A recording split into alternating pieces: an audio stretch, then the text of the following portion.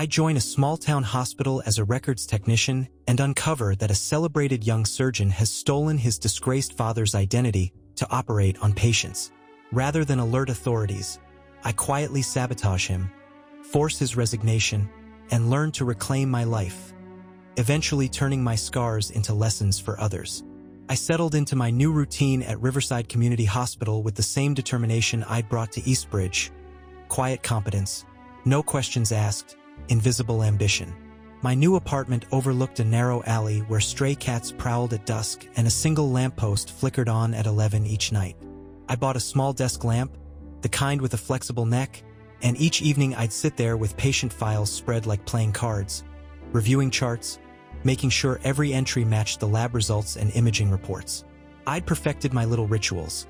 Cross-check the blood work 3 times, confirm medication orders against original physician notes, clear old files from the drawers before archiving new ones.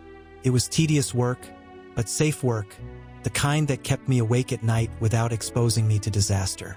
Despite my careful walls, I never felt fully safe.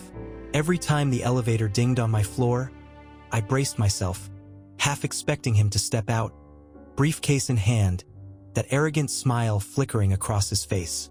To quiet the racing thoughts, I would leave my window slightly ajar, let in the city's distant hum, sirens, late-night buses, 100 lives moving on oblivious to mine.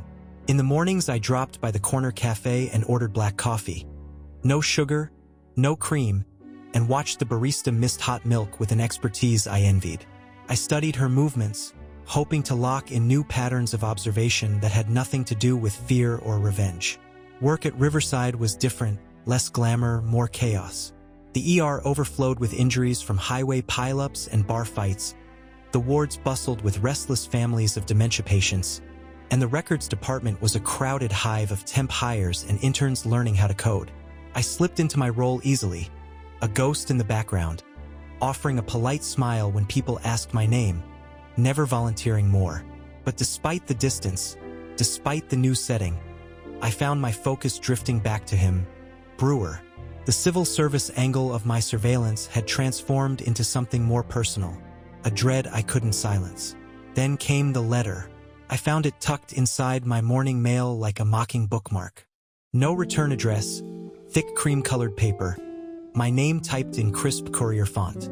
Inside was an image printed at low resolution. Me leaving the cafe, dark hair tied back, head bent so low I didn't notice the photographer crouched behind a hedge. Beneath the photo, a single line, "I see you." My stomach clenched, old adrenaline surging like I'd never left Eastbridge. I stuffed the envelope into my coat pocket and carried on. But the world suddenly seemed sharper.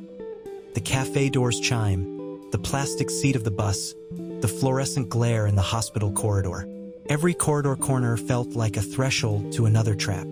I reported the letter to security, but they dismissed it as a prank. Likely another patient's phone camera stray photo. They urged me to file an incident report, but I declined.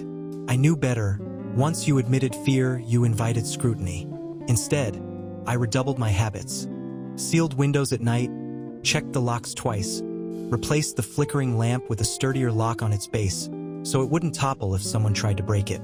I changed my cafe order daily, a latte one day, an Americano the next, and rotated my bus routes. Small changes, but enough to keep me from growing complacent. Months passed in this jittery calm until one afternoon in records I fielded a call from a surgeon on the 7th floor complaining about missing imaging results. I checked the system. They were there, but filed under Brewer's old employee code. I corrected it, reissued the report to the surgeon, then paused at the monitor. The images were of a routine appendectomy from last month, not a critical case. Why would someone reroute them deliberately? My pulse quickened as I recognized the pattern. Someone was testing me again, forcing me to chase false leads, pulling me back into that familiar web of half-truths and diversions. Instead of panicking, I calmly traced the digital breadcrumbs.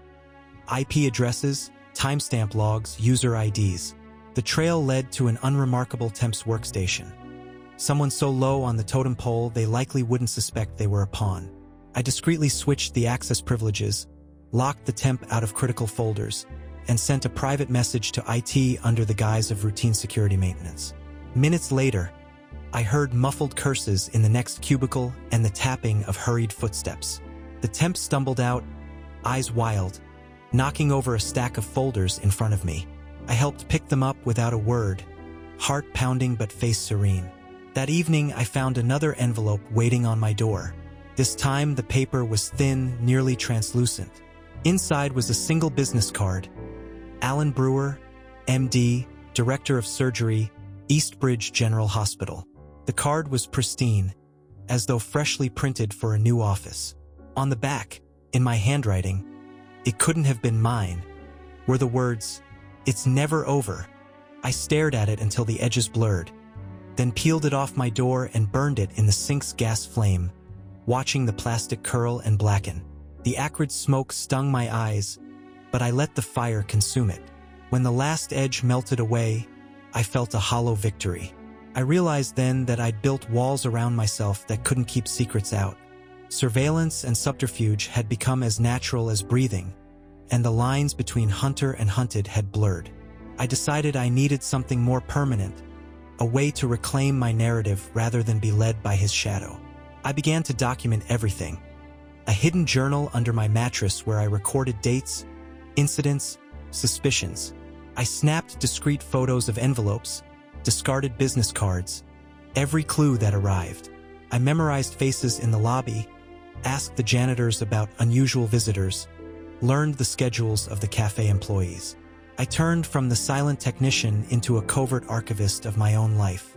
On a bitter winter morning, I took a day off and drove 3 hours back to Eastbridge under the pretense of visiting a cousin who lived just outside town. When I arrived at the old cabin area, the lake lay frozen, the pines coated in frost. I walked the dusty driveway as if time had stood still, the stones still uneven, the porch creaking in the wind. I pressed my palm against the weathered wood where Claire once stood to welcome me. My fingers traced the grain, cold as memory. I found the loose floorboard, resisted the urge to pry it open. I walked away, leaving the secrets buried.